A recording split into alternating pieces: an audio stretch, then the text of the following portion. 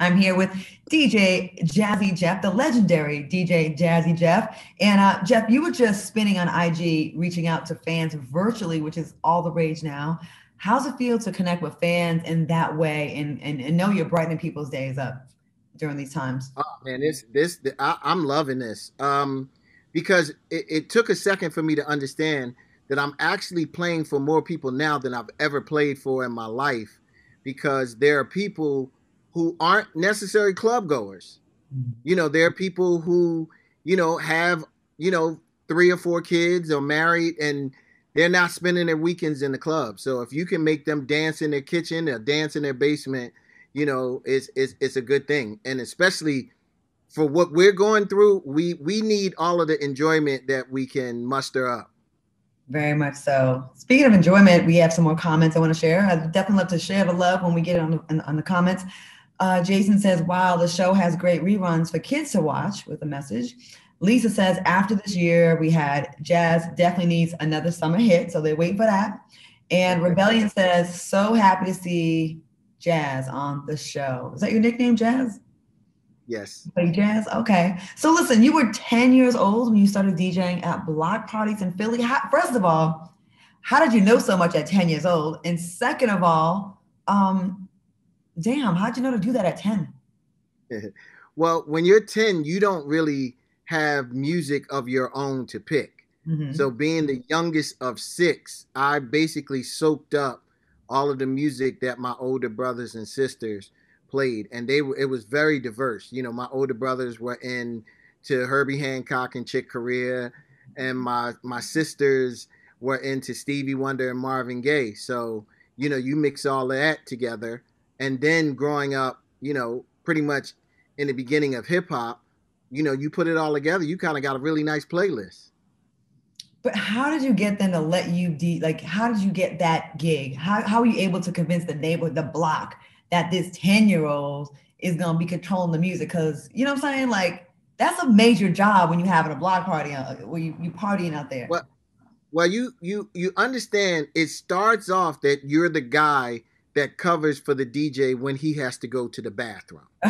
Like you don't start off being the guy. You Okay. start off. He's got to go to the bathroom, and I'm going to throw two records on. I really want to give him some milk so he would stay in the bathroom a little bit longer, so I could throw maybe 4 or 5 records on. But you work your way up. You start doing that, and you do somebody's house party. You do someone else's house party, and then you get a chance to do a block party. And the more and more people that kind of get to know you and get to see what you do, and it's really territorial. It started off with a 10-block radius in West Philly, and then it went to a 20-block radius, and then it went all through West Philly, and then I was a guest of somebody in South Philly, and it just grew and grew. So music definitely runs in your blood because your father was an MC as well. So how did his career impact your decision to get into the game? My pop passed when I was 10, but like I said, growing up and realizing that it was all kinds of music in the house. My dad was an MC for Count Basie, so he had old jazz records from Wes Montgomery and Jimmy Smith and Arthur Prysock. So all of that music. I think my biggest blessing was not being able to control the music and just being a sponge. That you took all of that stuff in.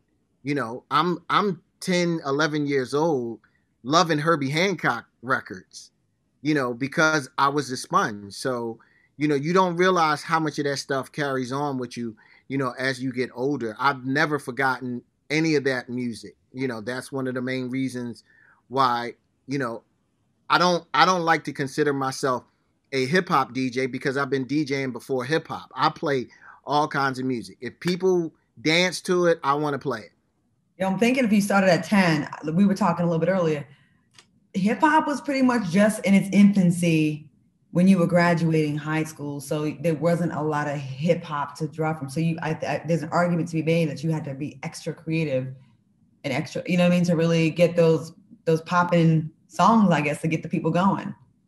Yeah, I mean, it was, I like to explain to people that hip hop isn't a form of music. Hip hop is a lyrical thing over any kind of music. So you can rap over opera, you can rap over jazz, you know, that the music is the backbone, you know, of hip hop. So, you know, we borrowed records of all genres to kind of create this genre of our own. So let's take it back to 1986 when you met Will Smith at a party and you two performed together for the first time. From that time, DJ Jazzy Jeff and the Fresh Prince was born. So how did that night, tell us about how that night changed your life? Well, the interesting thing for me about that night was I had a rapper that you know, was in my group. And I got a last minute call to do a house party, and I had to pick up the phone and call my guy, and he didn't answer the phone because this was, you couldn't, if you weren't home, you weren't home. You know, this is back when you called the girl and her mom answered the phone and said she was busy. You know, that was it. You couldn't text her. One shot. That's it. You had one shot. And I called and he wasn't home. So I actually went to do the party without the guy who normally raps for me and didn't realize that this party was at a house right next door to Will.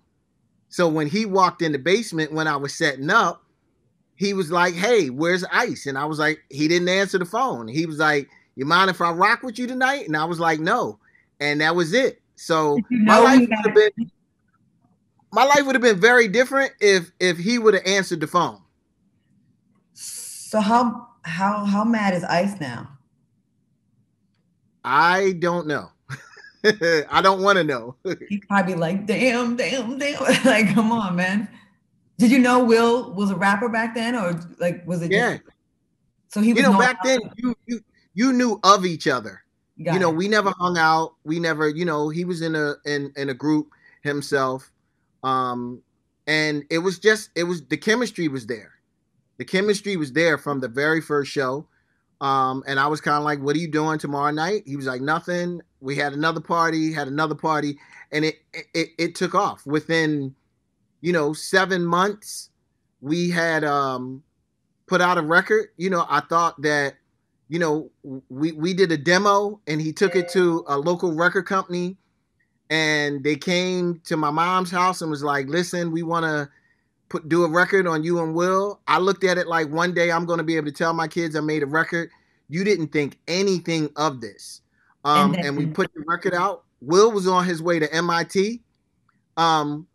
We put the record out, and a month after we put the record out, we were in London. And he had to go to his mom and dad and basically say, "I want to take a year off. I want to see where this is going to go," because we never expected that. You know, this was supposed to be, you know, a thing that I was going to be able to show my kids, you know, with my job at the electric company. Like, your dad made a record one day, and it never stopped. And that chance meeting, that chance occurrence. So everybody, like, look at the signs in your life, because they could lead your life a whole different direction you did not even have planned. 3 years later, you both made history after becoming the first rappers to win a Grammy, which is amazing that it only took 3 years, first of all. Second of all, that quickly. And to get a Grammy, where we all know, especially lately with the Grammys, is really tough. Did you realize what a groundbreaking moment that was when you got the Grammy? Were you like, "I can't believe this"? Or were you like, "Yeah, that's what's up"? Like, what was? One of the interesting things was the year before we won, I remember sitting on my mom's floor looking at it on television. And I remember during the rehearsal, walking on stage and looking out at the seats with the names on the seats. And you're like, "That's Michael Jackson's seat. That's Whitney Houston's seat. That's Luther Vandross's seat." And you're kind of like, "What am I doing here?" You know, so, you know, it's like I said, you know, this is one of those things that I still don't believe it.